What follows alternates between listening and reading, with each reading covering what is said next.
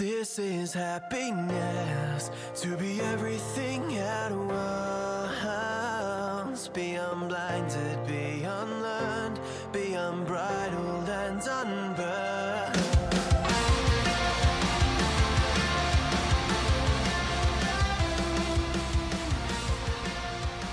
Hey guys, welcome back to a brand new episode of Mood Prep. My name is Dave Nixon, and today we're going to continue on turning pro with Mr. Steven Pressfield. He's not here with me online or in the studio at all, but I'm taking a leap out of his book called Turning Pro, which was the sequel to his best-selling book, The War of Art. Once again, not to be mistaken by Sun Tzu, Art of War. So Turning Pro and The War of Art is really sort of short, both short books. So the Turning Pro is like 130 pages. You can read it in an afternoon anyway, and each little page is a tiny passage or essay. And today we're going to be on page 39. I'm going to read it out to you, and then I'm going to pull it apart, put my own spin on it, tell you why it's, in my opinion, quite wise and useful for what this topic is today, which is distraction addiction. And so the actual page is called Addicted to Distractions. So there. Funny enough, huh? So cool, let's pull this apart. So here goes. Resistance hates two qualities above all others: concentration and depth. Why? Because when we work with focus and we work deep, we succeed. How did Tom Brady master the art of the forward pass? How did Picasso paint? How did Yo-Yo Ma learn the cello? Resistance wants to keep us shallow and unfocused, so it makes the superficial and the vain intoxicating. Have you checked your email in the last half hour? When you sit down to do your work, do you leave your web connection on? It can be fatal keeping up with the Kardashians. So fucking simple, right? Addicted to distractions. And this is something that's, I think, if you've done the Enneagram, I've talked about it a fair few times before, the Enneagram test. 40 minutes, $12. It's very fascinating. Your type 7s can often find that they're not very systemic at all, and they're actually very much looking for distractions. But we all have the ability to do that. We all have that within us. I know for myself, I can easily get distracted, and then today's world, if I went to the doctor as a young child, young male child especially, I'd probably get told I have ADD. I say young male child as in they get grossly over, they basically grossly overrepresented, in the ADD statistics. It's crazy. Now, it's not to say that there's not an element of that. Let's not get into that. What I'm getting at with this is the whole distraction part and the addiction part, right? Because when we work with focus and we work deep, we succeed. That line in itself is very important because resistance hates two qualities. They are qualities that we all have, and we must practice them. We must practice working deep. We must practice working with focus, because if we do not practice these, then we aren't practicing our practices. And if you listen to my podcast with Jay Headley, you would have heard him talk about how important it is to practice your practices.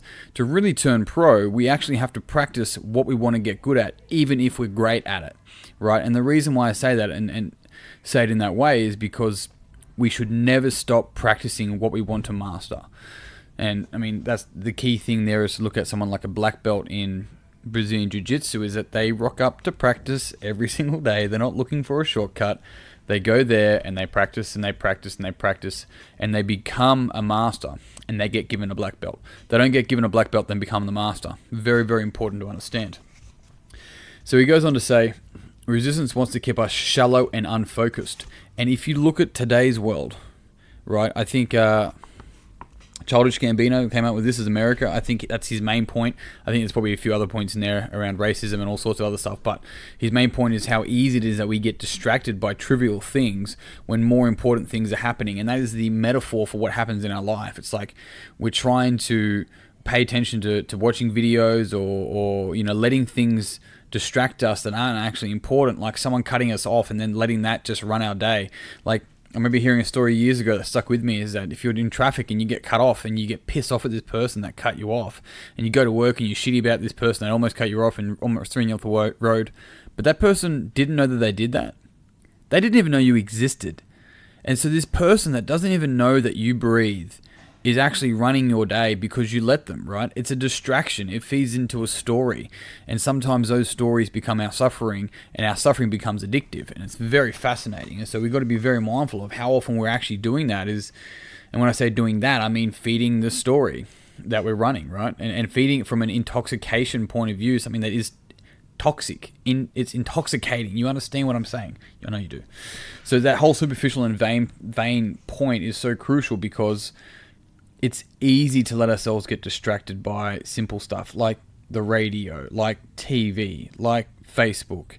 And it might be the difficulty, it might be where you also get your information from. So you have to be selective with what you choose to put into your mind and what you choose to play in the background. Really selective. Now, he goes on to say, when you sit down to do your work, do you leave your web connection on? I think it's difficult to turn it off for how often we may want to use it, right? But the reality is that people did a lot of work before the internet connection was there. And so one of the ways that I go about doing this, if I can, and not touch my phone, I'll sit down in a cafe. There's no Wi-Fi at the cafe either, but I can use my phone if I really wanted to. But the idea is there to have a notebook and my study book, and I'll read through there. And when things come up in my mind that are going to distract me from reading and studying, I'll write them down. Once they're out, I don't think about them again, because if I don't write them down, then the brain's like, grab your phone and send yourself an email, or grab your phone and contact them on Facebook now, or grab your phone and do this. But if I have my notebook there, I'm able to actually just write down what it is that the thought that's coming up in my brain, the distraction really, right? Because it's distraction. We've talked about this before. So the crucial thing there is that I will attend to that at the time when I've put aside to attend to it, not when that distraction tells me when to do so. Otherwise, I get pulled left, right, and center, and I don't have a structure to my day. Now, to finish off this small page of writing by Steven Pressfield, the beauty is in the last line. He goes on to say, it can be fatal keeping up with the Kardashians. Now, that line, my friends, is so fucking poetic. And I say that from the sense, let me just read it again. It can be fatal keeping up with the Kardashians, right? In that line is fucking everything. Let's work backwards with it. Keeping up with the Kardashians. It's vain, it's intoxicating, it's numbing, it's brainless. None of that is going to be important or spoken about at your wake, like your funeral. None of that is actually benefiting your life on whatsoever long term at all. It gives them money. It takes your opportunity to actually relax, because you're watching unreal drama of people that have these images, and you get it, right? The thing about that, though, is before he says keeping up with that, before he says keeping up with the superficial and the vain, he says it can be fatal. Fatality, it's death. What he's saying is that in order to keep up with the Kardashians, you have to be dead. Now, you're alive. You've got a heartbeat. You're breathing. But truly, you're dead. And it's the worst way to live. It's to keep up with the vain and try to match the vain and measure your life against the vain, against what the world, what TV, what social media, what the media wants to show you. Let me just leave it with this. It's not a direct quote from this book by any stretch of the imagination, but when we compare... And when we compare to the vain in that, just remember that the girl on the front of the cover doesn't even look like the girl on the front of the cover. Peace. I'm out. Team, thank you very much for listening to this podcast. If you found it beneficial, I'd love it if you share it with a friend that you think would also find it beneficial. Otherwise, if you haven't already figured out, I am writing a book called The Human Movement with Mr. Nick Shaw from Renaissance Periodization, and it would mean the world to me as well. 2 worlds.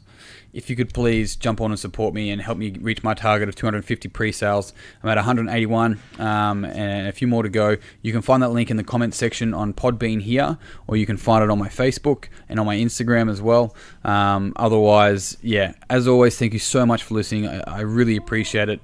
And until next time, peace and pizza, kick today in the dick, slay the dragon. I'll see you soon.